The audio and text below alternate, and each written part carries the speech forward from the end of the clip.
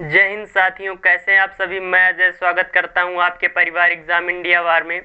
Friends, हम history में पढ़ रहे थे दिल्ली सल्तनत, और दिल्ली सल्तनत में हमने कल पढ़ा था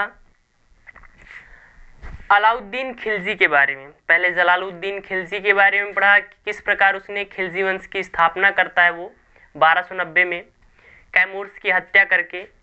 फिर अलाउद्दीन खिलजी जलालुद्दीन खिलजी की हत्या 1296 में करता है और गद्दी पर बैठ जाता है। कल हमने अलाउद्दीन खिलजी के बारे में बातें की थी, उसके बचपन का नाम क्या था, इन सब के बारे में हमने बातें कर ली थी। आज हम पढ़ेंगे उसके सैन्य अभ्यास, अभियानों के बारे में चर्चा करेंगे। उसके द्वारा कई सारे आक्रमण किए गए, उन आक्रमणों के बारे में अच्छी तरह चर्चा करेंगे। उसके टाइम में जो दिल्ली सल्तनत था वो दक्षिण भारत तक फैल जाता है। तो बात करते हैं, कल मैंने एक बात बताई थी आपको कि उसका विश्व विजय का सपना था और उसने इस सपने को छोड़ दिया था। तो मैंने वहाँ पर नुसरत खां बताया था, उसके लिए बहुत बहुत माफ़ी। उसकी जगह एन उल मुल्क नाम का पर्सन होता है जो दिल्ली का कोतवाल होता है, तो आप उसे सही कर लीजिए। बात करते हैं, तो क्या होता है कि अलाउद्दीन खिलजी गुजरात विजय चाहता है। कहाँ की विजय? गुजरात। अब मैं देखिए आपको डायग्राम के माध्यम से समझाता हूँ पहले तो, फिर बात करेंगे उसके आक्रमणों की। तो जैसे कि मान लीजिए ये क्या है, ये राजस्थान हो जाता है, ये हो जाता है बाबू दिल्ली, और ये हो जाता है गुजरात। तो अलाउद्दीन खिलजी क्या चाहता है? गुजरात विजय चाहता है, और यहाँ से अपने 2 सेनापति को भेजता है। वो इस तरह आते हैं गुजरात, यहाँ पर आक्रमण करते हैं।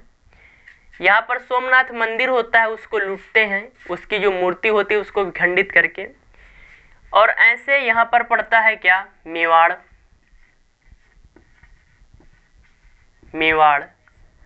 और यहाँ पर पड़ता है जालौर। क्या पड़ता है बाबू? जालौर।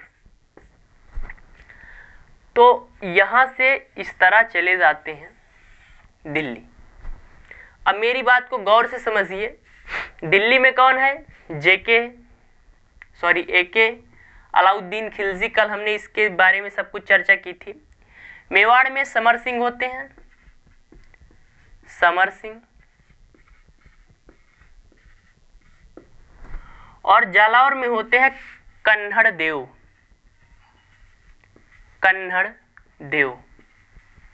मेवाड़ में होते हैं। अब मेरी बात को गौर से सुनिए। ये जो अभियान होता है, ये होता है नुसरत खां और उलूग खां। एक मैंने बताया था कि जलालुद्दीन खिलजी के समय मंगोल आक्रमण करते हैं, फिर वो उलूग खां के नेतृत्व में मंगोल पूरी दिल्ली में बस जाते हैं। तो किसके किसके नेतृत्व में भेजता है सेना गुजरात विजय के लिए? तो सेनापति होते हैं 2। एक तो होता है उलूग खां, और दूसरा होता है नुसरत खां। दूसरा कौन होता है बाबू? नुसरत खां होता है।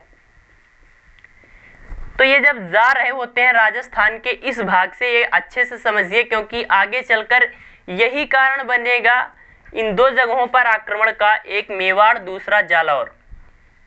तो यही कारण बनेगा कि इन जगहों पर ये आक्रमण करेगा यहाँ से जीतने के बाद। तो मैं उसी के बारे में आपको बता देता हूँ। तो जब अलाउद्दीन खिलजी के दोनों सेनापति अपनी सेना लेकर यहाँ से जाते हैं, तो मेवाड़ के राजा समर सिंह कहते हैं कि भाई साहब, आपको हमारी धरती का यूज करने के लिए या हमारी जमीन का यूज करने के लिए क्या देना होगा? टैक्स देना होगा। तो समर सिंह क्या करते हैं? अलाउद्दीन खिलजी की सेना से क्या लेते हैं? टैक्स लेते हैं। जब ये टैक्स लेते हैं तो इनको क्या आ जाता है? इनको आ जाता है गुस्सा। तो ये सोचते हैं, जब गुजरात विजय कर लेते हैं, सोमनाथ मंदिर गुजरात में पड़ता है, वहां से मूर्ति को लेकर जा रहे होते हैं, तो ये सोचते हैं फिर वापस जाएंगे यार, फिर टैक्स ले लेगा। तो इस बार क्या करते हैं, ये मेवाड़ से ना जाकर जालौर से वापस जाते हैं। तो यहाँ पर कन्हड़ देव जो होते हैं, इन पर पीछे से आक्रमण करते हैं और जो सोमनाथ मंदिर की मूर्ति होती है उसको लूट लेते हैं और 5 जगहों पर स्थापित करते हैं। अब जब ये जाएंगे इसको बताएंगे, वाजिब है बताएंगे, तो फिर ये क्या करेगा, इन दोनों पर आक्रमण करेगा। तो आई होप आपको ये बात समझ में आ गई होगी। अब मैं बात करता हूँ, हेडिंग आप डाल दीजिए अलाउद्दीन खिलजी के सैन्य अभियान। पहले उत्तर भारत की बात करेंगे, फिर दक्षिण भारत के। तो क्या हेडिंग डालना है, हेडिंग डालेंगे बाबू अलाउद्दीन खिलजी के सैन्य अभियान। एके यानी अलाउद्दीन खिलजी के, एके के सैन्य अभियान, सैन्य अभियान। तो सबसे पहले मैं बात करूंगा गुजरात पर आक्रमण। कहां की बात करेंगे हम, गुजरात पर आक्रमण। गुजरात पर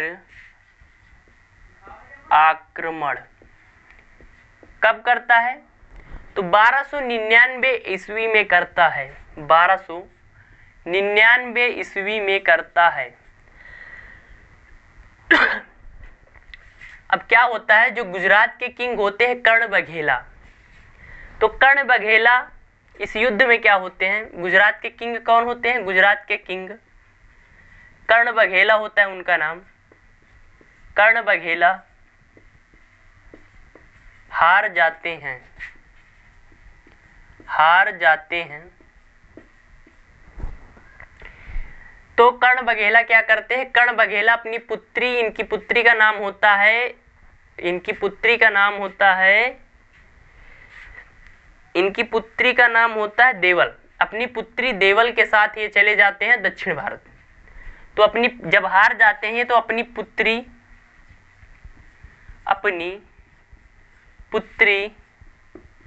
देवल के साथ कहाँ चले जाते हैं, देवल के साथ, देवल के साथ दक्षिण भारत चले जाते हैं। कहाँ चले जाते हैं बाबू, दक्षिण भारत चले जाते हैं। इनकी पत्नी होती है कमला देवी। पत्नी का नाम क्या होता है बाबू, कमला देवी नाम होता है। कमला देवी के साथ अलाउद्दीन खिलजी क्या कर लेता है, विवाह कर लेता है।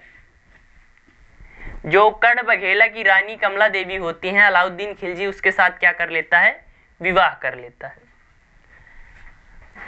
अब ये बात आपको समझ में आ गई होगी, तो मैं इसको साफ कर देता हूं। क्या करते हैं बाबू, इसको साफ कर देते हैं।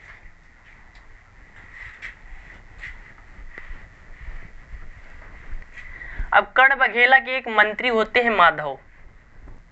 तो आप डाल दीजिए कर्ण बघेला के मंत्री माधव। कर्ण बघेला का एक मंत्री होता है माधव। मंत्री कौन होता है, माधव होता है। माधव एके अलाउद्दीन खिलजी से मिल जाता है और वही इसको गुजरात पर आक्रमण के लिए उत्साहित करता है या गुजरात आक्रमण के लिए सुझाव देता है। तो पूछा जा सकता है कि कर्ण बघेला के मंत्री का नाम बताइए जिसने अलाउद्दीन खिलजी को गुजरात अभियान के लिए उत्साहित किया था, तो उसका नाम क्या हो जाता है, माधव हो जाता है। यहाँ से क्या किया था, जो सोमनाथ मंदिर है, कौन सा बाबू, सोमनाथ मंदिर, सोमनाथ मंदिर की मूर्ति को खंडित किया। और जानकारी के लिए बता दूं, जब ये उसको मूर्ति को लेकर जालौर से जा रहे होते हैं तब कन्नड़ देव इन पर क्या करते हैं, आक्रमण करते हैं। तो आपने ये लिख लिया होगा।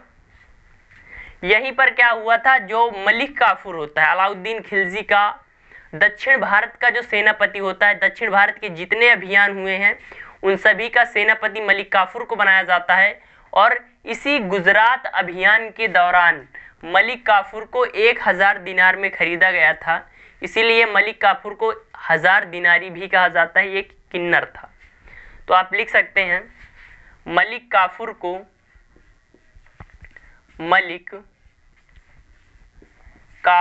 को 1000 दिनार में खरीदा। तो इसका गुजरात अभियान हो जाता है बिल्कुल डिटेल से, अच्छी तरह से। अब मैं बात करता हूं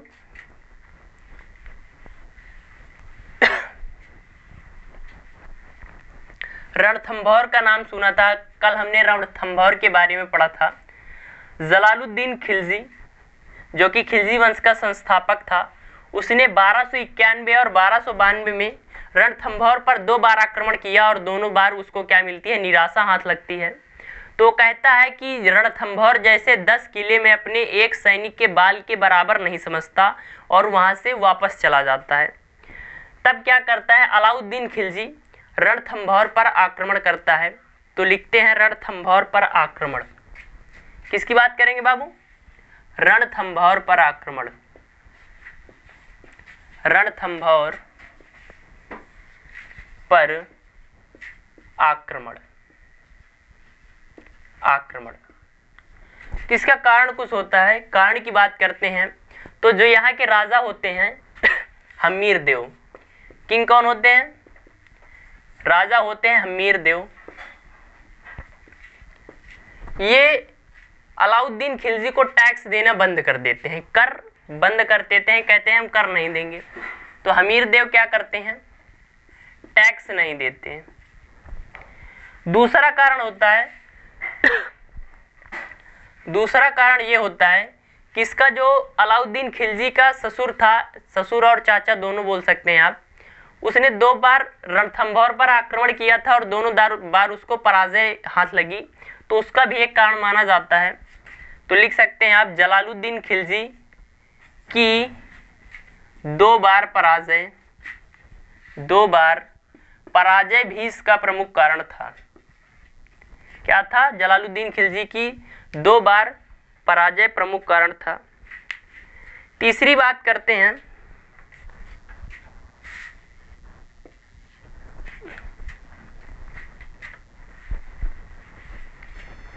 तीसरा कारण जो इसका था, तो अलाउद्दीन खिलजी की एक रानी थी चिमना बेगम, और मैंने कल आपको बताया था कि उलूग खां के नेतृत्व में कुछ मंगोल दिल्ली में बस जाते हैं, तो उन्हीं में होता है एक महमूद खां। तो क्या होता है समझ लीजिए, ये अलाउद्दीन खिलजी का दरबार लगा है इस तरह। यहाँ पर अलाउद्दीन खिलजी बैठा है, यहाँ पर साइड मंत्री बैठे हैं, मंत्री और सेनापति बैठे हैं, और यहाँ पर ऊपर जो महल की छतें थी वहाँ पर राजकुमार और राजकुमारियाँ और रानियाँ बैठा करती थी। यहाँ पर मान लीजिए चिमना बेगम बैठी हैं, चिमना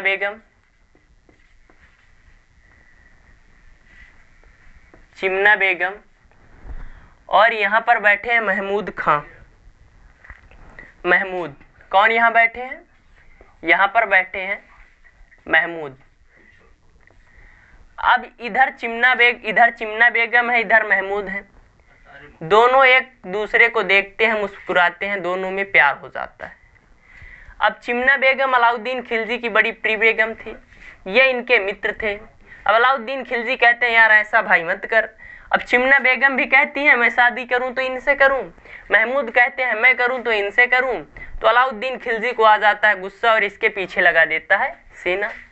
और महमूद क्या करते हैं, भागते भागते सीधा रणथंभौर पहुंचते हैं। रणथंभौर, तो एक ये बड़ा कारण होता है रणथंभौर पर आक्रमण का।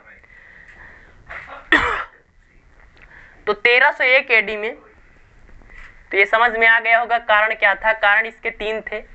पहली बात तो टैक्स का न देना, दूसरा जलालुद्दीन खिलजी द्वारा 2 बार अटैक पर पराजय, और तीसरा चिमना बेगम वाला कारण। तो 1301 में क्या करता है, रणथंभौर पर आक्रमण कर देता है।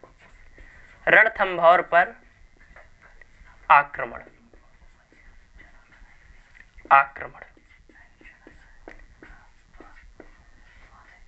1301 एडी। अब बात करते हैं, तो हमीर देव होते हैं किंग,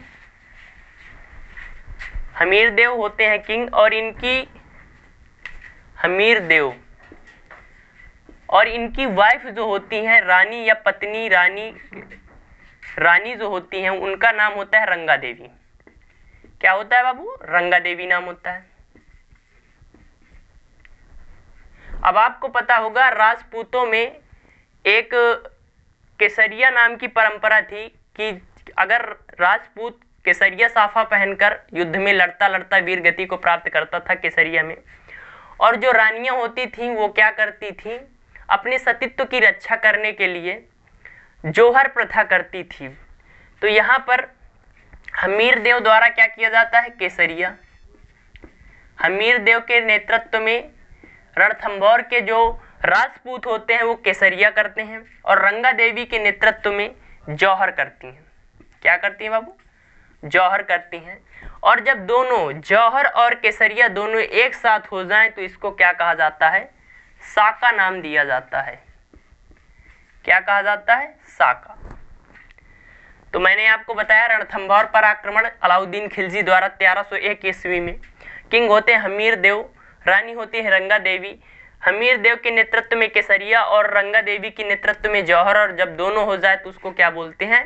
साका बोलते हैं। तो ये आक्रमण आपको समझ में आ गया होगा अच्छी तरह से। अब नेक्स्ट आक्रमण की बात करते हैं। अगला आक्रमण होता है मेवाड़ पर।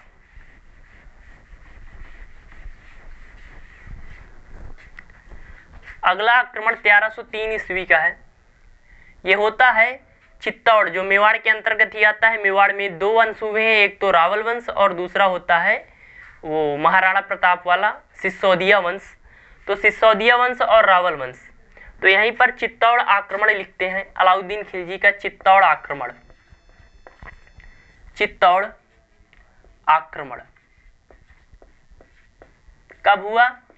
1303 ईस्वी में हुआ। चित्तौड़ आक्रमण 1303 ईस्वी में। चित्तौड़ के किंग कौन होते हैं? तो आपने मूवी देखी होगी पद्मावती। पद्मावती मूवी वो रावल रतन सिंह पर ही बनी हुई है। तो किंग होते हैं रावल रतन सिंह। रावल रतन सिंह। और इनकी मैं रानी की बात कर दूं तो इनकी रानी जो होती है वो पद्मावती रानी होती हैं, पद्मिनी। पद्मिनी या पद्मावती, पद्मिनी। रानी कौन होती है? पद्मिनी। और राजा होते हैं रावल रतन सिंह। कारण की बात कर लें कि इसका कारण क्या था, तो मैंने आपको अभी बताया था कि जब ये गुजरात विजय के लिए जा रहे थे तो ये राजस्थान का जो एरिया है तो इन्होंने मेवाड़ से गए थे, तो यहाँ पर समर सिंह द्वारा टैक्स लिया गया था। और यही बात चित्तौड़ आक्रमण का सबसे बड़ा कारण बनती है। अलाउद्दीन खिलजी कहता है उन्होंने कैसे हमारी सेना से टैक्स ले लिया, हम उन पर आक्रमण करेंगे। और ये आक्रमण कर देते हैं 1303 ईस्वी में। अब मैं यहाँ पर आपको मलिक मोहम्मद जैसी की बात बता दूं तो मलिक मोहम्मद जैसी, ये बात हम कब की कर रहे हैं? 1303 ईस्वी की। जबकि मलिक मोहम्मद जैसी जो है वो शेर शाह सूरी का समकालीन है, और ये 1540 में उन्होंने जो पद्मावत ग्रंथ है उसकी रचना की थी। तो वो कम उस अपेक्षा नहीं माना जाता, सत्यता इसी बात पर कहा जाता है कि जो पद्मावत ग्रंथ है वो पूर्णतः सत्य नहीं है। तो पद्मावत को हटाइए और यहाँ देखते हैं, यहाँ पर साका सेकंड किया जाता है। रावल रतन सिंह के नेतृत्व में केसरिया किया जाता है। केसरिया किया जाता है। केसरिया मैंने अभी आपको बताया था कि जो राजपूत होते थे वो केसरिया साफा बांधकर युद्ध में तब तक लड़ते रहते थे जब तक कि वो वीर गति को प्राप्त न कर ले। और पद्मिनी के नेतृत्व में क्या किया जाता है? जौहर किया जाता है। जौहर। और मैंने आपको बताया था कि जब एक ही युद्ध में दोनों प्रतिक्रियाएं कर दी जाएं तो उसको क्या कहा जाता है? साका कहा जाता है। तो ये साका सेकंड हो जाता है। चित्तौड़ पर आक्रमण 1303 ईस्वी में।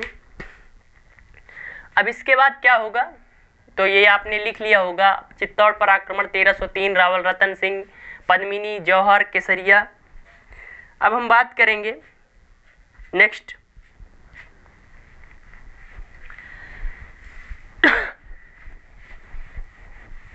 अगला जो आक्रमण होगा वो होगा जालौर पर।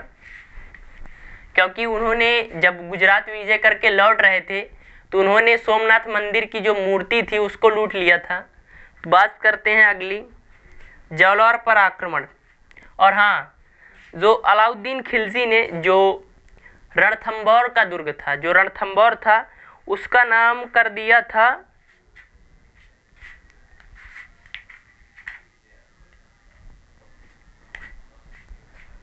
एक बात लिख दीजिए, चित्तौड़ दुर्ग का नाम बदलकर चित्तौड़ दुर्ग का नाम अपने पुत्र खिजरा खां के नाम पर क्या रख दिया था? खिजराबाद रख दिया था, खिजराबाद। इसका जो चित्तौड़ दुर्ग था रावल रतन सिंह का, उसका नाम खिजराबाद रख दिया था। ये बात भी आप नोट कर लीजिए। अब अगले आक्रमण की बात करते हैं। तो अगला आक्रमण कहाँ होगा? जालौर पर होगा। जालौर पर आक्रमण। तो जालौर पर आक्रमण होता है 1305 ईस्वी में। कारण क्या था? तो वही गुजरात विजय, जब सोमनाथ मंदिर को लूट कर जा रहे थे तो मूर्ति को लूटकर कन्हड़ देव ने 5 जगह पर स्थापित किया था। 1305 में होता है। तो कारण की बात मैं कर दूं, कारण क्या था बाबू? तो सोमनाथ मंदिर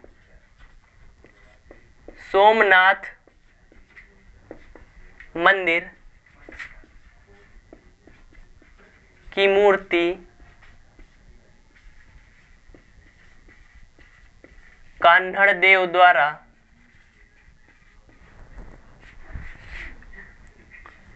लूटकर 5 जगह पर स्थापित की गई, स्थापित की जाती है। और यही कारण बनता है कि अलाउद्दीन खिलजी 1305 में जालौर के दुर्ग के सामने आकर खड़ा हो जाता है।